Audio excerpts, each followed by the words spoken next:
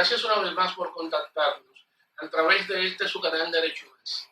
En la tarde de hoy seguimos en la línea de lo que son los recursos en materia penal. Por ello, vamos a abordar específicamente ese recurso especial denominado como recurso de casación, que vamos a ver en el orden de lo que son los elementos que de alguna forma le dan una fisonomía orgánica a dicho recurso. Bueno, vamos a ver en esa dirección algunas notas de corte histórico para ver cuál ha sido el ciclo evolutivo del mismo, desde el momento histórico en que de alguna manera podemos entender, tiene su referencia, hasta lo que ha sido la fecha actual. Y vamos a ver también algunas consideraciones desde el punto de vista teórico-conceptual para pasar a ver los aspectos atinentes a lo que es la presentación del mismo y ahí lo que son sus formalidades, los plazos y las partes con calidad para poderlo incoar. Decíamos en la parte introductoria que íbamos a abordar algunas de las consideraciones de corte histórico de lo que tiene que ver con el recurso de casación. ¿Cuál es en ese sentido el referente que puede decirse que tiene lo que es dicho recurso? Bueno, el recurso de casación, conforme la fisonomía que tiene actualmente, está pautado desde los tiempos de la Revolución Francesa. Es específicamente a raíz de aquel momento histórico en donde la burguesía como clase social asciende al poder político en Francia, luego de lo que era la denominada toma de la Bastilla, y de alguna manera instaura un nuevo orden desde el punto de vista social, político, económico y cultural, denominado lo que era el estadio del capitalismo, y obviamente establece un conjunto de consideraciones que de alguna manera transforman el ordenamiento jurídico vigente para, en esa misma dirección, ponerlo a la altura de lo que eran las nuevas reglas económicas, sociales, políticas y culturales que en gran medida había articulado. Siguiendo en la línea de lo que tiene que ver con las manifestaciones de corte histórico referentes a lo que es el recurso de casación per se, es importante señalar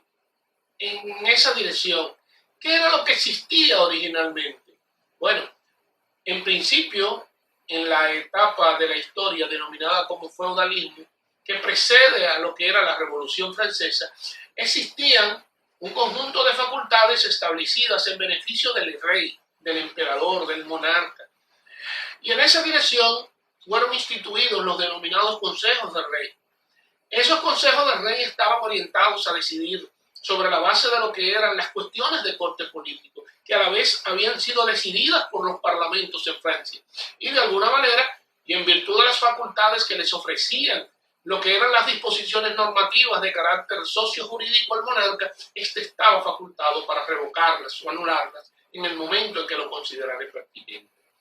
Ahora, en el orden de lo que eran los procesos que de alguna forma suponían la conflictividad entre partes y que no tenían una connotación de corte sociopolítico. ¿Qué existía para dirimirlos? Bueno, existían en esa dirección los llamados consejos de las partes,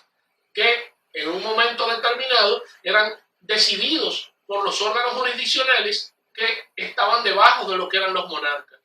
El monarca, al final de la jornada, en función de las prerrogativas que ya decía, le ofrecían las normas jurídicas vigentes en ese momento de la historia, bueno, pues podían, cuando llegaba el asunto a sus manos, revocarlas, anularlos y decidir conforme el criterio que él de manera particular pudiera tener respecto de tales situaciones conflictivas. Fuera de la parte histórica y en el orden de lo que tiene que ver con las manifestaciones conceptuales, podemos decir en esta dirección que el recurso de casación no es otra cosa que un medio de procedimiento tendente a la verificación de si la ley ha sido bien o mal aplicada. En ese sentido, la jurisdicción competente, que lo es la Suprema Corte de Justicia, está facultada para poder estatuir en la dirección ya dicha, es decir, para verificar si los jueces que de alguna manera son de las jurisdicciones inferiores han podido decidir conforme el mandato jurídico preestablecido por lo que es el ordenamiento de derecho vigente en la sociedad. Esta misma dirección, la tendencia que tiene, o más bien el objetivo que tiene el recurrente en el orden de lo que es el recurso de casación, bueno, es sencillamente perseguir la anulación de la sentencia que ha nacido de la Corte de Apelación y que por estar no de acuerdo con la misma, obtempera por atacarla por la vía de lo que es un recurso de casación, que como ya decíamos, está dirigido a verificar si la ley ha sido bien o mal aplicada en un momento determinado. Un aspecto importante a ser destacado en relación a esta parte es el que tiene que ver con quienes tienen jurídicamente hablando facultades para poder incoar un recurso de esta naturaleza. Bueno, en esa dirección, conforme la norma procesal penal en República Dominicana, se advierte que las partes en el proceso penal. ¿Quiénes son las partes en el proceso penal? Bueno, ya lo hemos dicho en otras ocasiones. A prima fase el Ministerio Público. La víctima, siempre que se hubiera elevado a la categoría de creyente o de actor civil. Fuera de esos casos, solamente tendría la oportunidad de poder ejercer un recurso como medio de ataque de la decisión rendida cuando se tratare de una de las causales establecidas en el 425, que lo es el hecho de que la Corte de Apelación le hubiera puesto fin al procedimiento. En esa circunstancia sería una excepción a la regla, pero fuera de ella, solamente aquellos que han sido partes en el proceso penal propiamente dicho son los que están facultados desde el punto de vista jurídico para poder atacar la sentencia nacida, como ya decía, el Ministerio Público, querellante, actor civil y lógicamente el imputado. Otra de las consideraciones de importancia que debemos de sacar a colación en relación a esta parte, es decir, a lo que es el tratamiento del tema que nos ocupa referente al recurso de casación, es el que tiene que ver con las razones a las que se refiere el Código Procesal Penal en República Dominicana para poder aperturar el mismo. ¿Cuáles son? Bueno, en ese sentido, de una manera un tanto taxativa, señala dicha norma procesal que se refiere a las sentencias nacidas de las Cortes de Apelación. Las sentencias nacidas de las Cortes de Apelación referentes a lo que es la absolución o condena. Aquellas sentencias, en otro caso, que de alguna manera le han puesto fin al procedimiento. O también, en una tercera circunstancia, aquellas sentencias de las Cortes de Apelación que deniegan la aplicación de la extinción o suspensión condicional de lo que es la pena propiamente. En adición a todo esto, es decir, a lo que son las causales generadoras de lo que es el recurso de casación propiamente dicho, es importante advertir lo que la propia normativa procesal penal en República Dominicana señala en ese orden, y es que es factible la interposición del recurso de apelación cuando se esté en presencia de la vulneración de lo que son las normas de corte legal, constitucional, o violatorias a lo que son los pactos, tratados o acuerdos internacionales suscritos por los poderes públicos en República Dominicana con organismos internacionales y que fueron violatorios a lo que son los derechos humanos. En esa dirección se plantean algunas consideraciones que caen bajo el imperio de estos últimos. Y en esa misma dirección se sostiene que si la sentencia nacida de la Corte de Apelación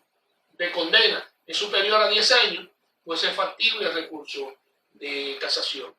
Otra circunstancia es cuando la sentencia se contradice con otro fallo de esa misma Corte de Apelación o con otro fallo de la Suprema Corte de Justicia. En esa segunda circunstancia se presenta también una ventana que se abre para que la parte que entienda ha sido perjudicada pueda atacar la misma por ante la Suprema. También en aquellas circunstancias en donde se entiende que la sentencia ha sido manifiestamente infundada. Y por último, si están presentes las causales consignadas en el artículo 428 de la norma procesal penal vigente en nuestro país, referentes a lo que es el recurso de revisión en materia penal.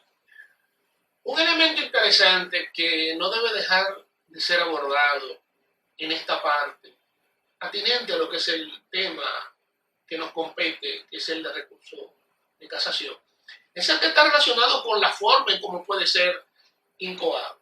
¿Cuáles son las consideraciones de importancia que debe de advertir y tener presente el recurrente al momento de pretender incoar ese recurso? Bueno, lo primero es que tiene que verificar si está en el plazo.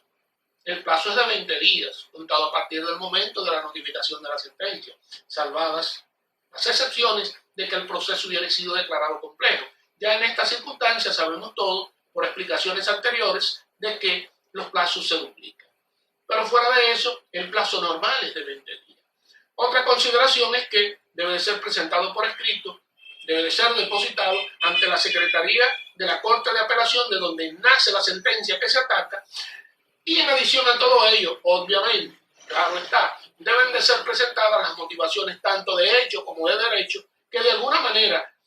le explican a la Suprema Corte de Justicia cuál ha sido el punto controvertido, cuál es realmente la norma que desde el punto de vista jurídico entiende el recurrente se ha violado, y finalmente cuál es la solución que se pretende en relación a lo que es la solicitud que se le hace a dicha Corte a través de lo que es el medio procesal denominado como recurso de casación. He ahí las consideraciones, si se quiere, de mayor importancia, o por lo menos las que le ofrecen una fisonomía orgánica a lo que es el recurso de casación que en la tarde de hoy hemos elaborado y desarrollado para todos ustedes, que nos siguen a través de su canal de Derecho y Más. Solo nos queda, luego de esto, darles las gracias por sus atenciones e invitarlos a una nueva entrega la semana próxima. Hasta la semana que viene.